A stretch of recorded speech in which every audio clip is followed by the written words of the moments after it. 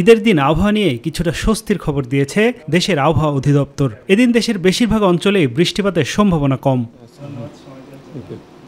যদিও চট্টগ্রাম ও সিলেট বিভাগে ঈদের দিন বৃষ্টি হতে পারে, দেশের বাকি অংশে বাতাসে জলীয় বাষ্প অস্বস্তি ছড়াবে। দেশের পূর্বাঞ্চলে এবং উত্তর পূর্বাঞ্চলে অর্থাৎ চট্টগ্রাম এবং সিলেট বিভাগে বৃষ্টিপাত কিছুটা সম্ভাবনা আছে, আর দেশের অন্যত্র বৃষ্টিপাত খুবই কম সম্ভাবনা, অর্থাৎ বিচ্ছিন্নভাবে যদি দু এক জায়গায় কিছু হালকা ধরনের বৃষ্টিপাত হতে পারে, কারণ যেহেতু এখন বর্ষাকালে বিচ্ছিন্নভাবে বৃষ্টি যে কোনো সময় হতে পারে।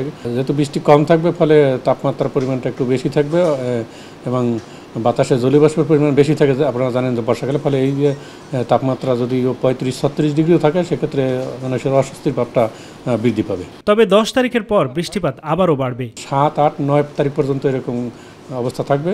এরপর 10 তারিখের পর থেকে আবার বৃষ্টিপাতের পরিমাণটা কিছুটা বৃদ্ধি পাওয়া শুরু হবে। মাঠের অলরাউন্ডার আমি, আর ঘরের allrounder Tylox. Tylox toilet cleaner, clean মানেই টাইলক্স।